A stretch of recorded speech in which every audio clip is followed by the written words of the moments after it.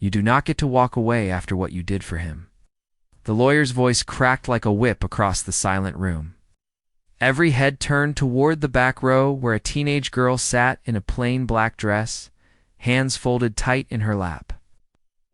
Looked small compared to the suits and polished shoes around her, but the words aimed at her were heavy enough to bend steel. Her name was Asha Monroe. 17.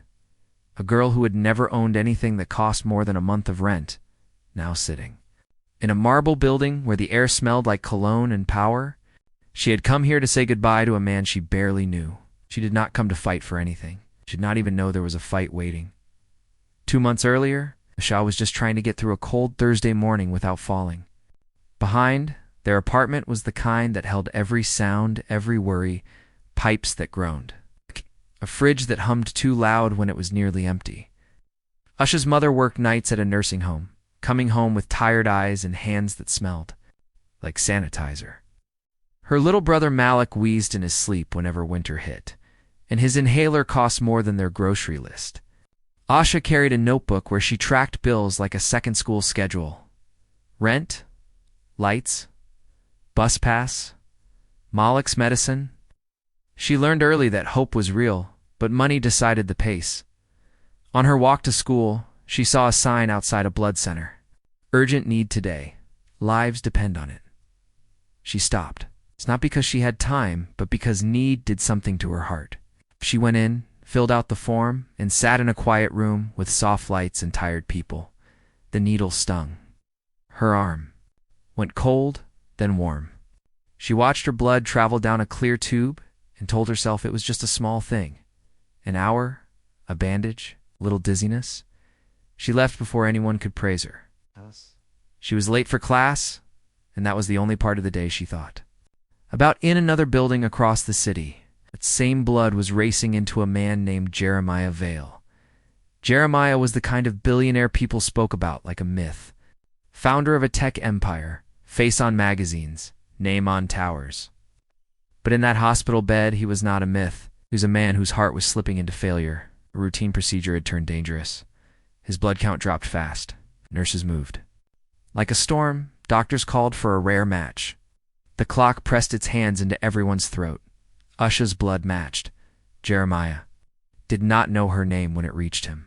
Hospitals do not trade names with blood bags, yet he felt the change as if he could sense the gift itself. The fog in his head eased. His breathing found rhythm again.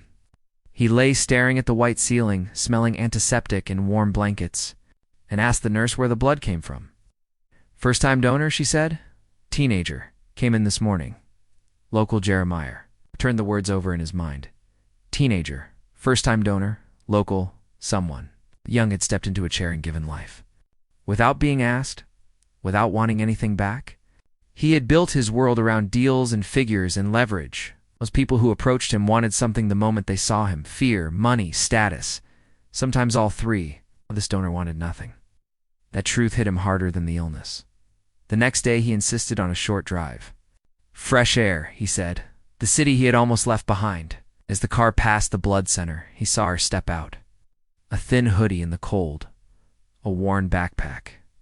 A bright bandage on her arm. She was laughing softly into her phone. The kind of laugh that belongs to someone who does not get many reasons to laugh, but uses them well. She looked like a girl carrying more than books. She looked like a girl the world should have protected better. "Stop the car," Jeremiah said.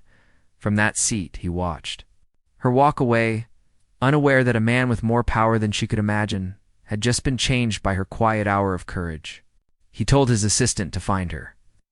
Not for news, not for a photo, not for charity branding. Find her because I want to say thank you. Asha was frightened when the invitation came. People like Jeremiah Vale did not ask to meet girls like her. Shh. Went anyway because something in the message was gentle, not demanding. The clinic he received her in was calm and bright. Flowers on the table, soft chairs. Jeremiah walked in slowly with a cane, pale but alive. Asha tried to back into politeness, sure there was a mistake. He shook his head, eyes staying on her like he was holding a fragile truth. "You donated blood Thursday morning? It reached me when I needed it most. You kept me here." Asha felt her chest go tight. She did not know what to say except, "I am glad it helped." She expected the meeting to end there. She expected a quick thank you and a polite goodbye. But Jeremiah did not dismiss her. He asked her name. He asked about school, about her family, what she wanted from life. At first she gave small answers, guarded ones. But his attention was steady in a way that did not feel like a test. She told him about Malik's asthma, her mother's hours, the bills, the notebook, the way she was always trying to keep the floor from falling out under them. Jeremiah listened without interrupting. His silence did not push her down. It made space for her. Before she left, he said something that stayed with her like warmth. Goodness is not a debt. It is a circle. Let it reach you too. They met again and again. Jeremiah did not throw gifts at her. He helped quietly. Malik's medicine covered through a private clinic, groceries delivered without labels, Asha's test prep paid for without fanfare. Every time she tried to refuse, he answered with the same calm truth. I am not paying you back. I am standing with you. There is a difference. Their bond grew into something neither of them planned. Asha began to see him less as a billionaire and more as a lonely man who had spent a lifetime winning battles, but losing people. Jeremiah began to see her as family, not because of what she did for him, but because of who she was while doing it. He told her about the early days of his company, about friends he lost, about regrets he lived with. He told her money is loud, but character is louder when the room goes quiet. She told him about her dream to study nursing, to become the kind of steady hand her mother had always been for others. Then one winter night, Jeremiah's heart finally stopped. No fireworks. No headlines in the room, just a quiet ending to a long, heavy life. In his last year, he had rewritten his will with a clarity that did not surprise him, but shocked everyone else. That is how Asha found herself in this marble building, surrounded by people who had once called Jeremiah friend in public and feared him in private. The lawyer read through pages of gifts to charities, employees, research groups. The room stayed calm, almost bored, until the lawyer reached the final clause. His voice changed. It grew careful, almost reverent to Asha Monroe, the young woman whose blood kept Jeremiah Vale alive long enough to remember who he wanted to be. I leave my remaining personal fortune and controlling interest in Vale Horizons, not as charity, but as faith. Silence landed like a weight. Faces stiffened, some in shock, some in anger, some in fear of what this meant for their plans. Asha felt the world tilt. She looked down at her hands as if they belonged to someone else.